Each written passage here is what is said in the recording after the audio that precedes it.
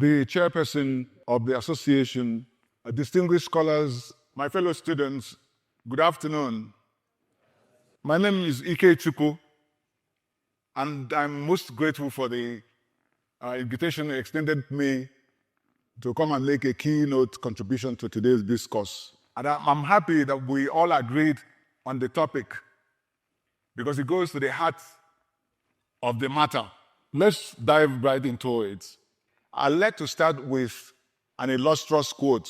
And it says, although it may be easy to possess power that is based on guns, it is, however, better to win the hearts of the people and to keep them. End of quote. You see, that quote is not mine. It belongs to a very, very bad man, a virulently terrible person. Joseph Goebbels. Goebbels was Adolf Hitler's advisor, counselor, very close friend, confidant, his thinker, his philosopher, his propagator, his propagandist. In fact, he ended up being the minister of propaganda for Hitler and Nazi Germany. When he wedded Hitler as the Führer, as the paramount leader, like the president, somebody much more powerful than the normal president because Hitler was a despot. Hitler was the best man to Goebbels in his wedding. As some of those guys, they ended up igniting the Second World War, in which over 70 million people died. So the question is, if such vile and evil men like Hitler and his murderous goons knew all along, despite their genocides and crimes against humanity, that the right, proper and productive manner to win power and to keep it was through an honest vote. How did that knowledge escape us, we political leaders of Nigeria? How? If such very bad people would know that if you want to win power, you have to win it through an honest vote. How did we miss out in that knowledge? Well, we didn't.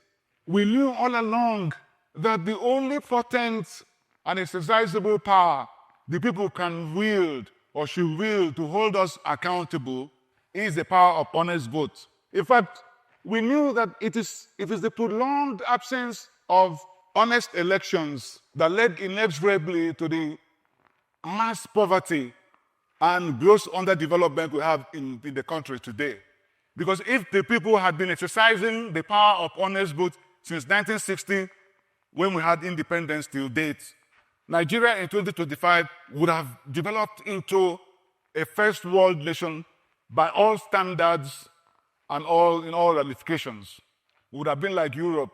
The problem we have is that since independence, almost 90 to 95% of the elections, parliamentary elections, when we had a parliamentary system, presidential elections, National Assembly, gubernatorial, state and state house of assembly, councillorship elections, 95% of these elections have been outright stolen or rigged or perverted or thwarted or nullified.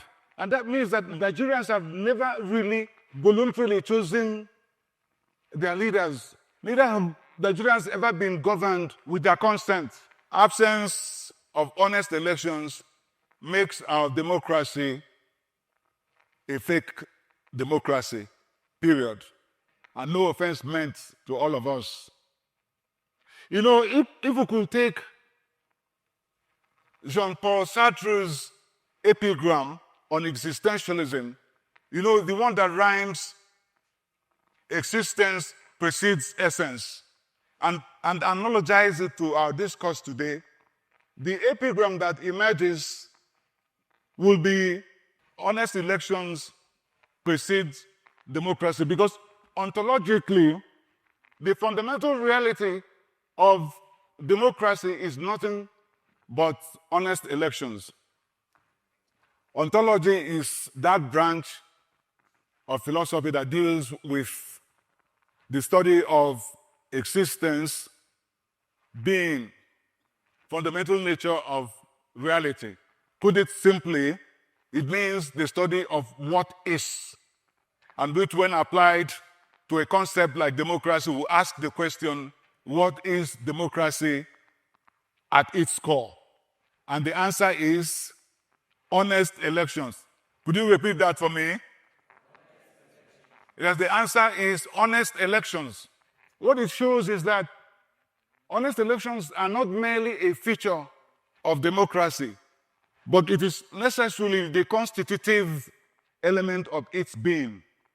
In Nigeria, the simple and painful reason why elections have been rigged all the time is that those people who have been vested with the power of appointing the electoral officers have by themselves been contestants, either by themselves or their political parties or their preferred candidates. They have been contestants in the same elections in which they appointed those who are conducting the elections. And it shows you there will be injustice, because the lawyers say, nemo judex in causa sua. Nobody can be a judge in his own case. Since independence, the power of appointing electoral personnel and electoral officers and electoral bodies have been vested when we had a parliamentary system in the prime minister, and when we had the presidential system in the president.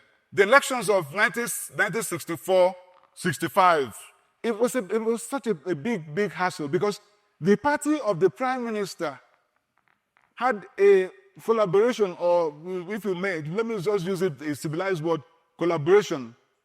So the party of the prime minister who appointed the electoral officers had a deal with their local allies in the southwest.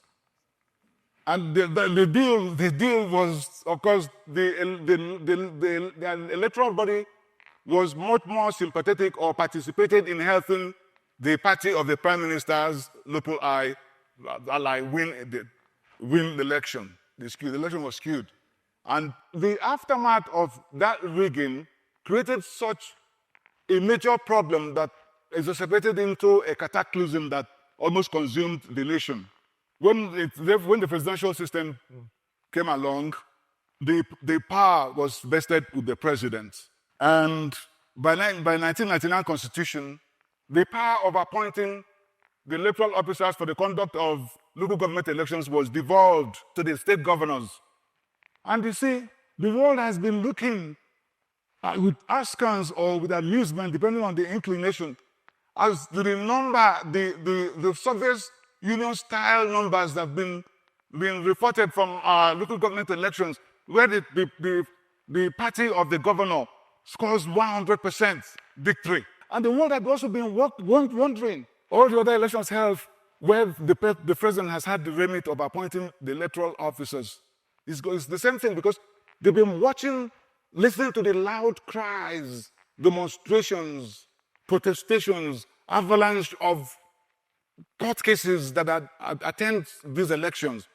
Presidential, governorship, House of Assembly, National Assembly.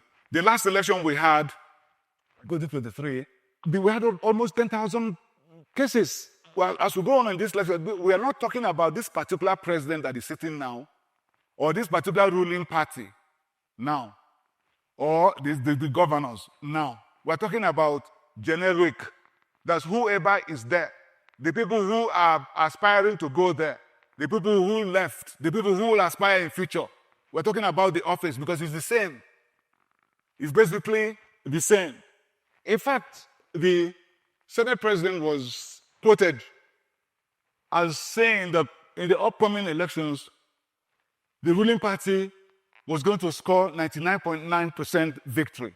Colonel Abubakar Dangiwa Umar, the legendary military veteran who became the democracy and honest elections activist, he took it seriously, because he wrote a protestation to the president. So you need to shun these sycophants who make such predictions to you, inundated with such predictions. And you know how respectable Umar is to all of us. He took it seriously. He took it on a serious note. But on another serious note, it might be disingenuous for me to stand here testing out and self-preciously blaming others when I know that I'm part of the problem. Yes, I am part of that problem. Because all of us, politicians, political office holders, past, present, and military heads of government, former military heads of government, all of us are part of this big problem. Because each of us has at least benefited from a rigged election or acquiesced in a flawed election or perverted an election or superintended or directed the stealing of one election or thwarted one election or prevented the conduct of an election or nullified an election. So all of us, we have to confront this in order to get better. The election of 2007, the presidential election was skewed to benefit one candidate. That's the electoral body skewed the elections in order to benefit one of the candidates. And those of us who were on the same ticket as the presidential candidate got swept up in the same style win like the presidential candidates. I didn't personally go there to rig because of the preponderance of strength of the party in our locality, but there was a reasonable expectation on our part that we were all going to win the election. So I voted and went back. But the results, when the results were announced later in the evening, the numbers were outstanding. Instead of tens of thousands, you saw hundreds of thousands. And then I was wondering, where do these people come out to vote as to get these numbers? So the numbers were bogus. So I ought to have just raised my hand and said, sir, I reject this victory because the numbers are bogus. But I didn't.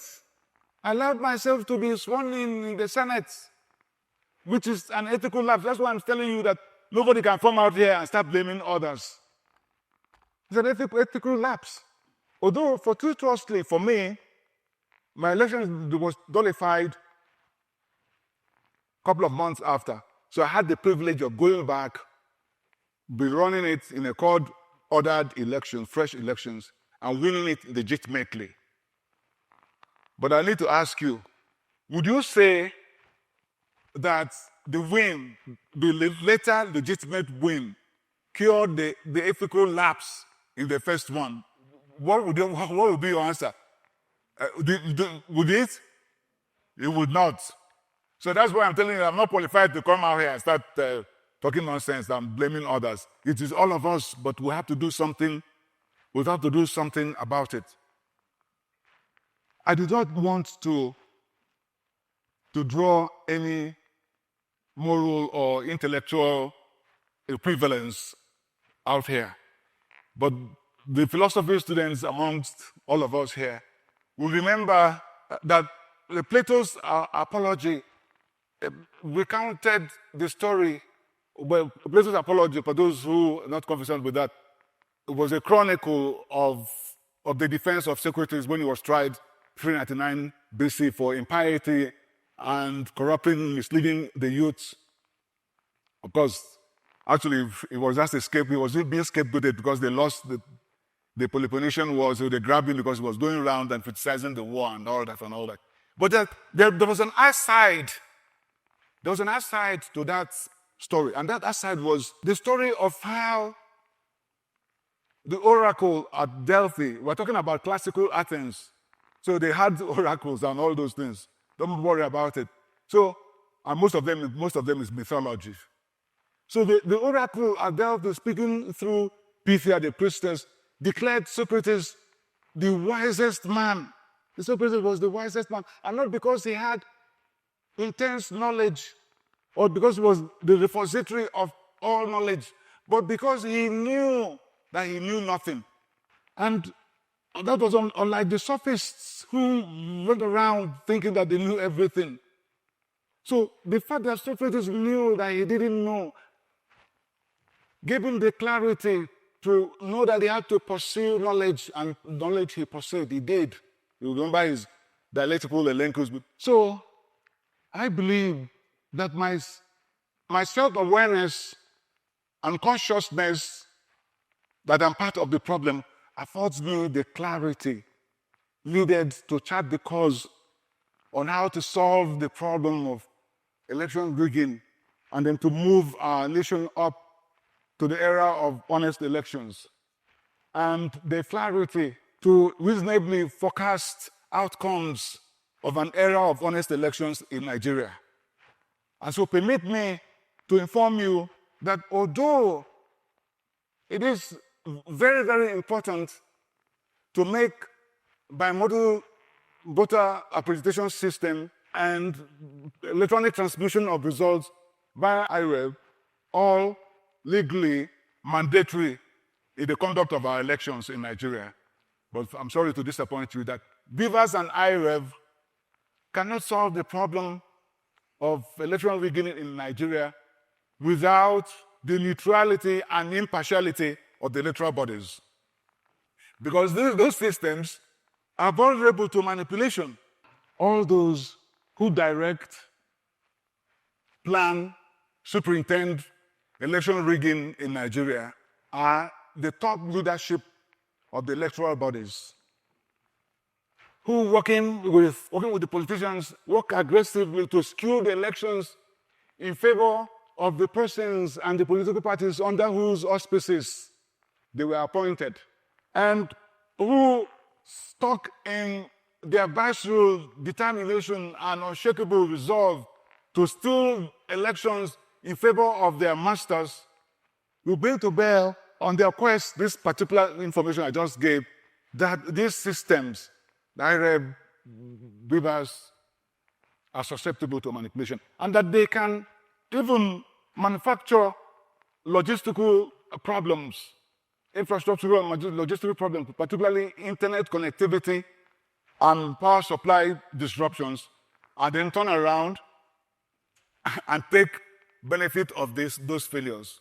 That they can manipulate the back-end data. They can do that. And that they can engineer system dysfunction and malfunction and exploit the resulting glitches. Or that they can even decide not to transmit the elections, whatever you say in the law, because it's always a do or die game for them. That they can decide not to transmit the result electronically or delay it until it is useless. All the point we're making is that BVAS and IREB cannot help much with election integrity without the integrity of the electoral bodies. And you and I know that the existing electoral bodies today in Nigeria, at the federal, at the state levels, they are not working for honest elections. They are rigging elections in collusion with us politicians for the benefit of those who appointed them. And therefore, the only way to ensure impartial, neutral, honest, transparent, free and fair conduct of elections in Nigeria is to devise a means by which the electoral personnel, these electoral bodies and personnel, by which they are appointed independently of us politicians, especially the president and the governors. I'll say it again, that we must find a way to make sure that the president and the governors do not influence or direct the appointment of electoral officers. Regarding outcomes, the outcomes of an honest election era, I took the liberty of commissioning an analytic study on what our future prospects would be if we conducted and experienced 3 consecutive cycles of honest elections in Nigeria. What would be our future, our fortunes, or our disadvantage if we can have honest elections, say, from 2027, and then we'll have honest elections again 2031, and we'll have honest elections again 2035. How would we fare? My study finds out that in the first cycle, which will be like 2027, the number of ethically minded and morally courageous, freshly elected politicians will be greater in number than the usual politicians like us by a ratio of 52% good and 48% not so good like us.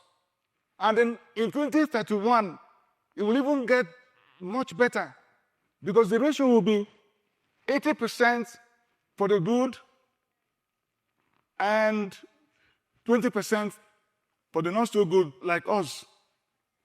And in 2035, the third cycle, it will be 99% good and 1% not so good.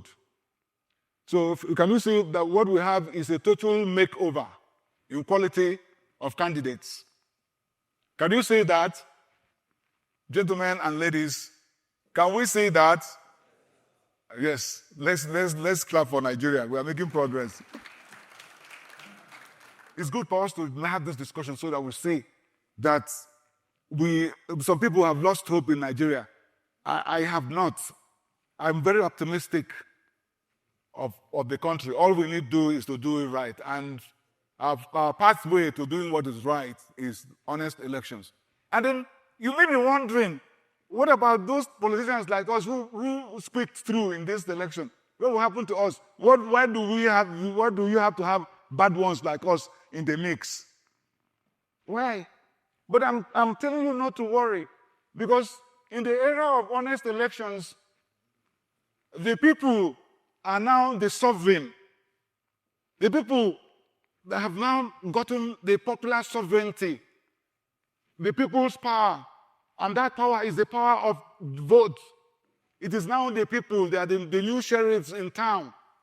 So both the good and the bad know that they will be thrown out of office unless they deliver people's-oriented projects and deliver good governance. And I'm telling you, it's not going to be from four yearly basis. The people are not going to wait to throw bad people, bad politicians, bad officers out of office. They're not going to wait for 4 years because the recall process will now be activated. And it's not like that one they tried to use in Kogi State.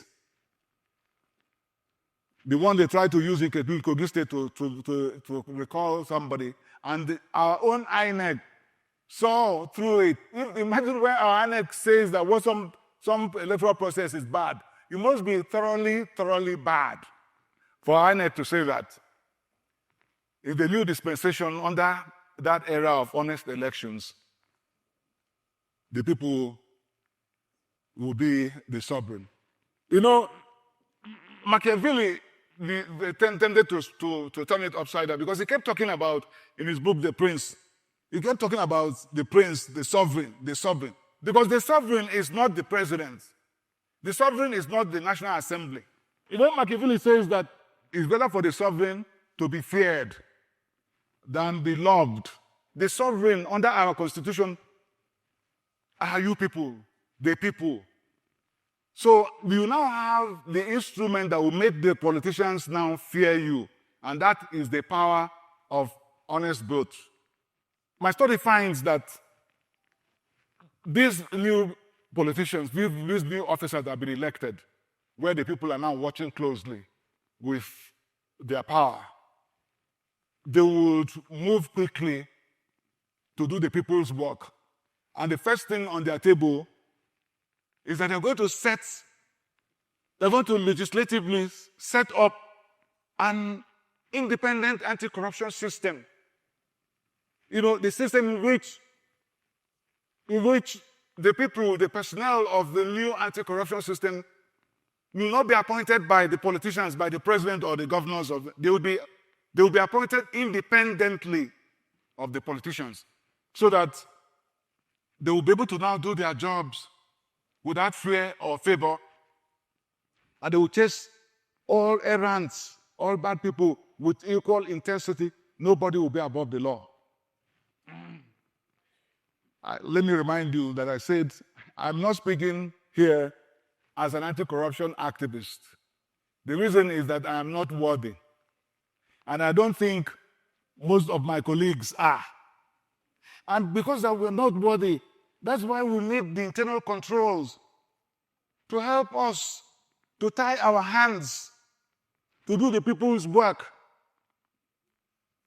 That's why we need those internal controls. And what bigger control would you have than an independent electoral body that has not been appointed by the politicians, or an anti-corruption system that the politicians have no hand in appointing? That's the greatest control. You know, James Madison, writing in the Federalist Papers just around when we were preparing the Constitution of America, he said, and I quote, that if men were angels, no government would be necessary. And if angels were to govern men, neither external nor internal control would be necessary. Human beings are not angels. Nobody. Well, I know I'm not. I don't know, maybe some of you are, but I know I'm not. And I know that the politicians, most of my colleagues, politicians, are not. But we're governing men. We politicians are not angels, but they're governing men. And you know what Madison just said? That if you're governing men, you need controls. But if you're an angel, you don't need control because you're like God.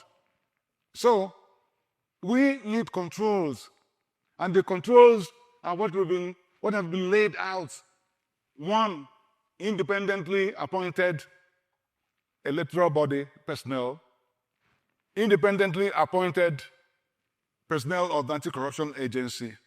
There are others. Separation of powers amongst the branches of government, checks and balances amongst the branches of government and institutions of government. And my study finds that in the honest election period, there will be a palpable straightening of separation of powers and the accompanying checks and balances. Because under our presidential system of government,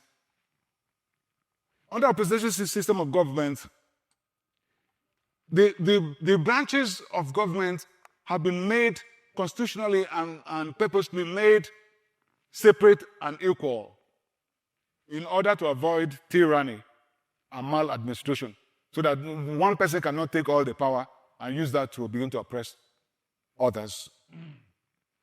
That is why it's like that. But since inception, unfortunately, the observance of separation of powers and checks and balances have been rather weak, most times non-existent, leading to abuse of office, abuse of power, misgovernance, erosion in the rule of law, humongous waste, unaccountability, untransparency, bad management of our fiscal and monetary policies, and discouragement of foreign direct investment. You know, what has happened now is the whole governance. Once one arm of the government is not checking what the other arm is doing, what you have is all I've just enumerated. That is that. The National Assembly has been called out many times and by so many people for turning itself into a rubber stamping legislature. Remember, I was there, and when I was there, it was the same. So I am as responsible for the weaknesses there as those who are there now. We can't count. The only thing is that we have to talk about it, because it's only by talking about it and owning our mistakes that we can correct them. So just remember that yours truly here is as guilty as others. There's no I'm sorry about it, but that's the way it is. You know, I was watching Tunde Bakare, Pastor Tunde Bakare. We vented fulminations, demonstrations, you know, with invectives. He was scolding with strong words the executive branch and the legislature for blurring the lines of separation of powers and snuffing out checks and balances. He said, he declared the National Assembly now as an extension of the executive branch. Tunde Bakare now said that the National Assembly is the 41st member of the cabinet of the president. And he now said something that, you know, for the purpose of accuracy, I'm going to quote. He says that the nation is today bedeviled by a captured National Assembly. End of quote. Strong words, but the situation is serious because without separation of powers, you see the problems we'll be having. But nothing vindicates Tunde Bakare's captured National Assembly troop than the role played by the legislature in the recent proclamation of state of emergency in Rivers State and the removal or suspension of Governor Saga. Because, firstly, the combined effects of sections 188, 189, 305, subsections 4 and 5, dealing with tenure of office and cessation of office of a governor, and the scenarios for proclaiming a state of emergency. None of these sections show that the Constitution has given the president the power to remove a governor. None. So the National Assembly ought to have spoken at the earliest opportunity, because the fact that we have separation of powers does not mean that we have brick walls separating the branches of government. You know, there are still consultations going on. So at the very first opportunity when they were briefed on it, the National Assembly ought to have said, Mr. President, we need to rethink this. Because you remember watching our sitting Vice President, Elijah Shetima. By the way, Shetima, he speaks beautifully well and with good cadences to his tone, and he's very weighty. So I like watching him speak. I saw him, I saw the flicker where he was speaking, I put it on, and he was indulging himself in reminiscences. He was remembering how he would have been removed as the governor of Borno State. He was almost removed as the governor of Borno State by the then president. But for the intervention of the then Speaker of the House of Representatives, Aminu Waziru Tambuwa, he advised the president then, he said, Mr. President, you do not have the power to remove an elected councillor. How much more an elected governor? And of course, with the concurrence of opinion with the Attorney General and some other senior counsel, that the then president pulled back. So this is what was expected in this scenario, that the National Assembly ought to have spoken immediately. We said, Mr. President, please, let's rethink this thing so that we don't make any mistake. It doesn't seem that happened. And secondly, the Constitution provides a backup, because by virtue of sections 305, subsection 6b, the proclamation of emergency by the president dies a natural death in 2 days if the National Assembly is in session, or in 10 days if they are not in session and ought to be called back. Unless the National Assembly approves the proclamation, and then it gains life. Otherwise, it's dead. And the approval, as mandated by the Constitution, will be by concurrent resolutions of the Senate and the House of Representatives, supported by at least 2/3 majorities of all senators and all members of the House of Representatives. Meaning that we needed at least the minimum 73 senators and 240 honorable members of House of Representatives to approve, to give life to the proclamation of emergency. Otherwise, it dies. And how do you know if a number of 73 is met or 240 met? Is it not by counting? How do you know that we have 73 here? Is it not by counting? It's by counting 1, 2, 3, 4, 5, and so on. But the people are aghast because they say that most shockingly that the National Assembly, saying that perhaps they didn't have the numbers, resorted to a voice vote. Voice vote is usually by estimation. You know, when the Senate President will say those in favor say aye, everybody will say unison, aye. And when he says those against say nay, they will say nays. So ask yourself, how is it possible? What all of us here shout ayes, and some shout nays. How do you know the number that shouted yes and the one that said no, without division and enumeration? So you say it. So as far as the people are concerned, they think that the National Assembly did this in order to please and appease the executive branch. And therefore, what you had was a voluntary abnegation of its equality with the executive branch. You know, James Madison, when he was making an argument back in the days, 1770, before the proclamation of independence of America and then the writing of their Constitution, he argued so much for the separation of powers.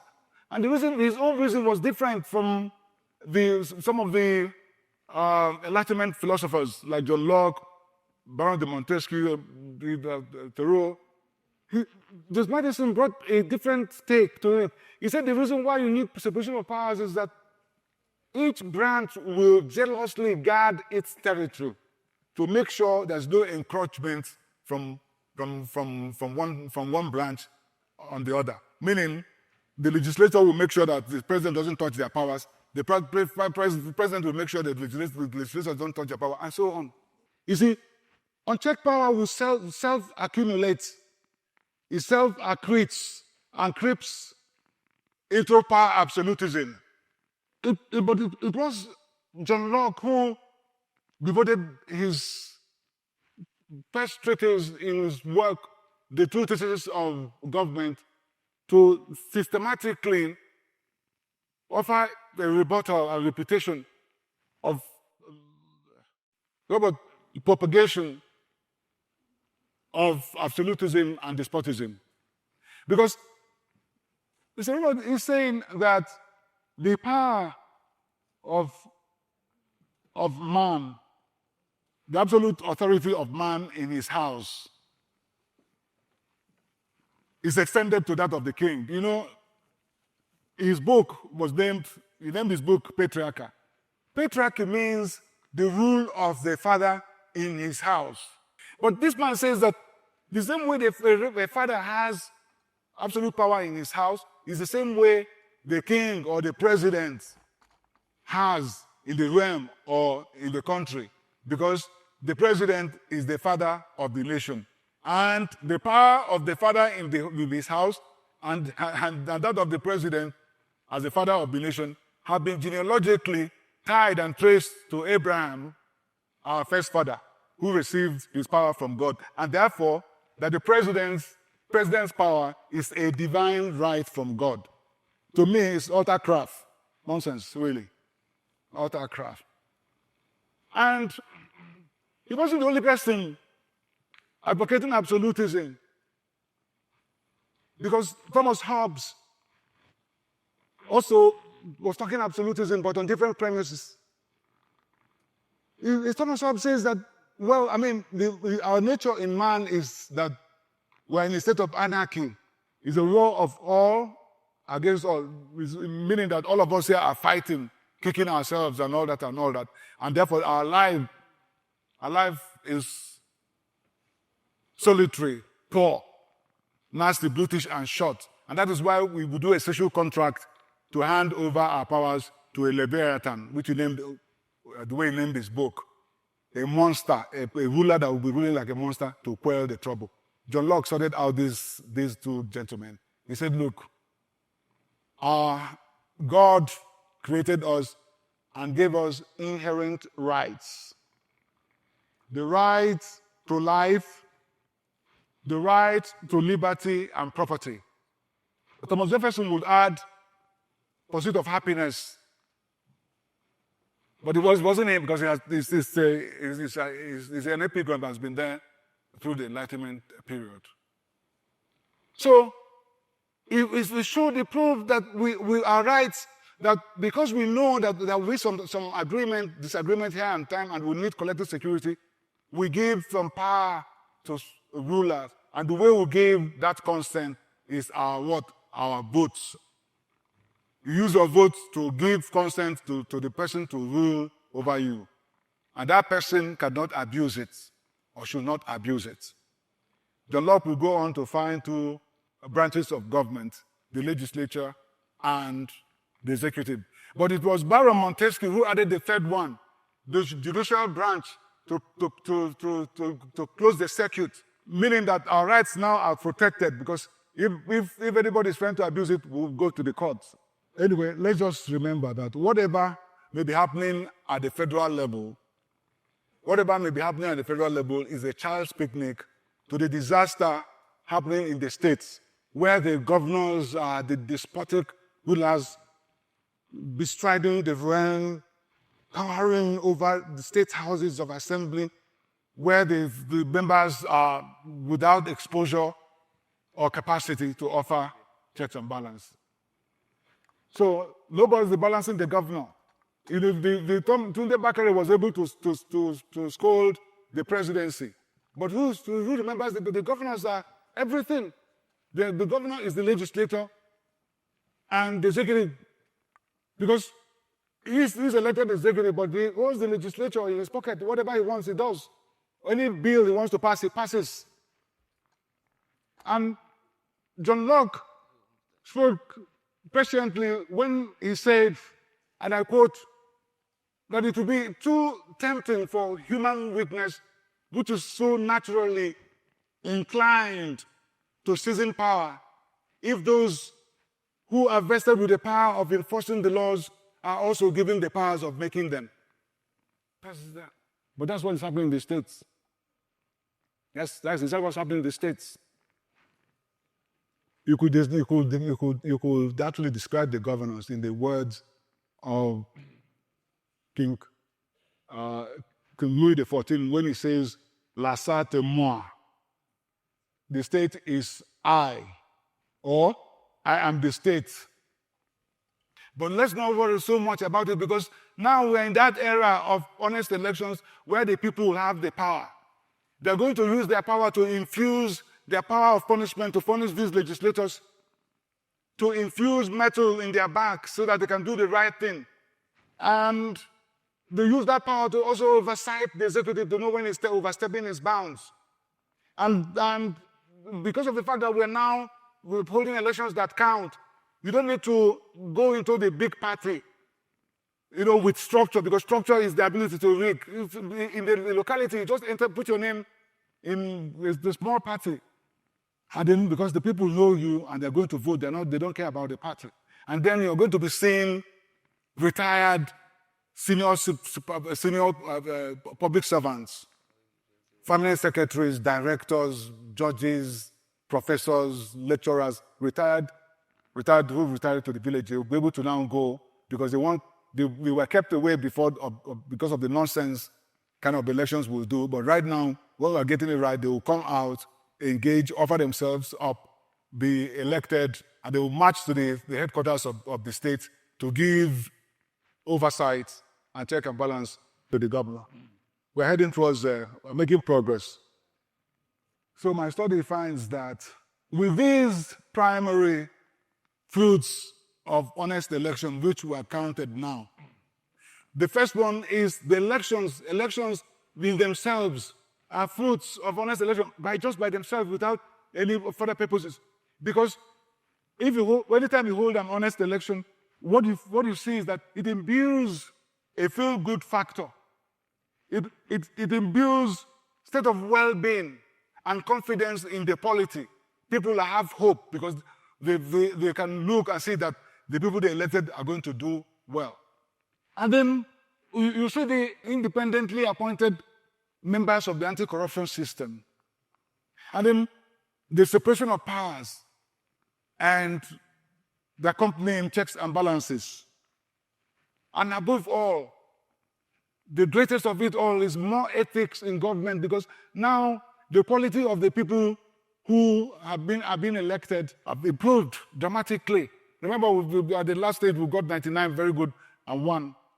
So with this, there was a dramatic change in the fortunes of the country, because now the government is equipped with personnel, with the structure, with the laws to deal with insecurity.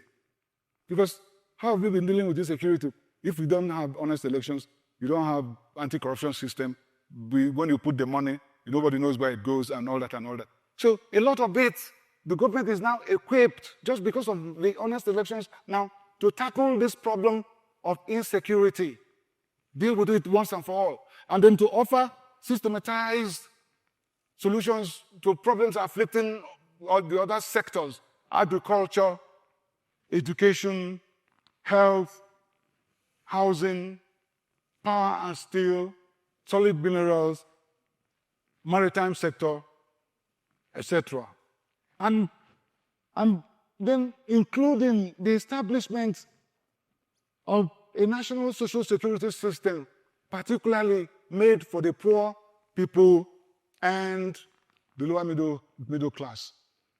And with all these, the number of Nigerians that are poor, today standing at about 150, 170 million, will be reduced by as much as 70% in this period, this 3-cycle period of honest elections.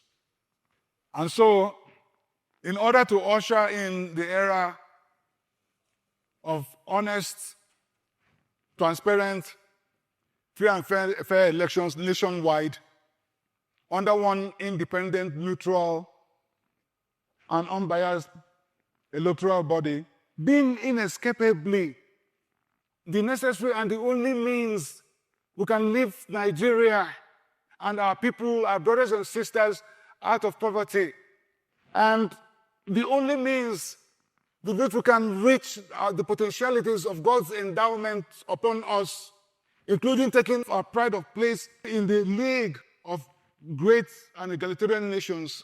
I do move a motion for constitutional amendment to provide for the establishment of a new, truly and literally independent National Electoral Commission charged with the conduct of all elections and for all elected offices. And that the new INEC be composed and constituted by 13 commissioners.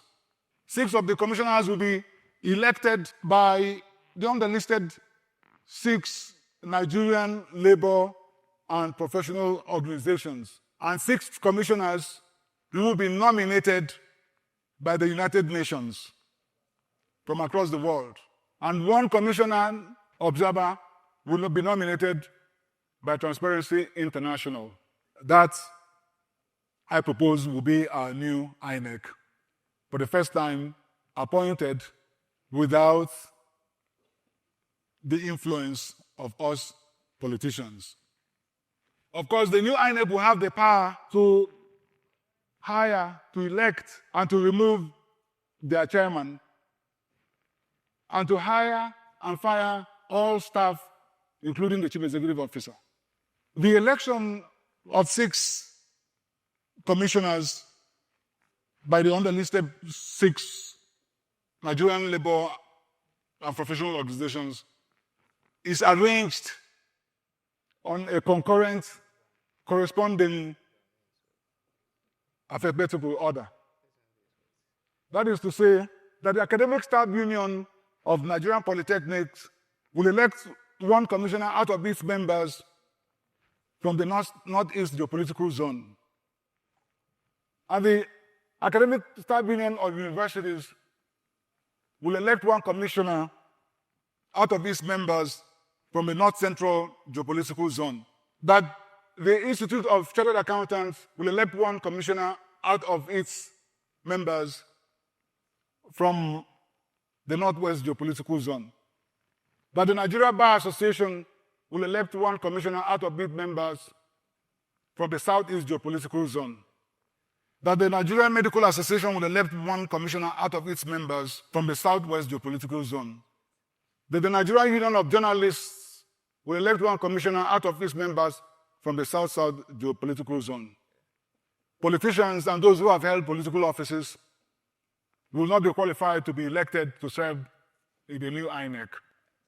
And the United Nations and Transparency International will not nominate a Nigerian or any person indigenous to Nigeria. Their own nominations will come from their staff. And it will be the responsibility of the president at the appropriate time to receive and collect the names and curriculum vitae of the nominees and nominees-elect for transmission to the National Assembly for confirmation. No commissioner-elect or nominated may be rejected except with the concurrent resolutions of the National Assembly, the Senate, and the House of Representatives by resolutions supported by at least 2/3 majorities of the Senate, all senators, and 2/3 majorities of all honorable members of House of Representatives, and all voting in person. Voting in person in a secret ballot televised in real time. And for the purposes of this exercise, voice vote will not be lawful. I must hasten to add that the establishment of the new INEC will not impede or be a setback to the strides made in the devolution of powers to the state government, because in this instance, power has been taken from the governor regarding appointments of electoral bodies in the state, and from the president regarding electoral bodies covering other elections, and vested in a neutral body in order to trigger processes in motion for lifting Nigeria out of poverty. Let me clarify immediately that nominations by the United Nations and Transparency International will not in any way violate our sovereignty, because it is Nigeria as the sovereign nation that will make that request to the United Nations. It's Nigeria as a sovereign nation will make that request to the Transparency International. And United Nations and Transparency International would gladly accede to our request, because like all other development institutions and people of goodwill around the world, they rightly regard stealing of elections and rigging of elections as the worst and most destructive corrupt practice. And the United Nations has been undertaking anti-corruption programs and agencies in various countries with which it reaches agreement, like El Salvador, like Guatemala. And just the other day, the president of Honduras, Xiomara Castro, dispatched a letter to the United Nations pleading with the United Nations to come to the country to establish, man, and run an international commission against corruption and impunity. And they've already signed the agreement. They are now in the implementation phase. So they'll gladly make these nominations. And they have a vast pool of bureaucrats, of public servants, of anti-corruption experts, that they can choose from all over the world, including Africa, in Middle East, in Asia, in the Americas, the Greater Europe, Caribbean nations. They can choose from anywhere. Because they would love to be part of this liberating effort of Nigeria to emancipate the people out of poverty. I've taken the liberty of preparing the draft bill for the amendment of the Constitution to provide for the establishment of the new INEC. And I'll be making that public, after which it will be submitted to the National Assembly for consideration. So, in conclusion, I will urge all of us to remember always that a supermajority of our people, our brothers and sisters, have for far too long been hijacked, kidnapped, and they're buffeted with hunger, disease, illiteracy, squalor and slum dwelling, unemployment and insecurity, all because of misgovernance principally made possible by stolen elections and rigging of elections and governing without the consent of the people. And so I will ask that all of us should stand up, or everybody in the country should stand up, so we join our hands with our sweat in shooting down these maladies with the strongest arrow in our archery and with that golden bullet of ours, namely honest elections. And then shall we march triumphantly into the outstretched hands of prosperity and prosperity. God bless Nigeria.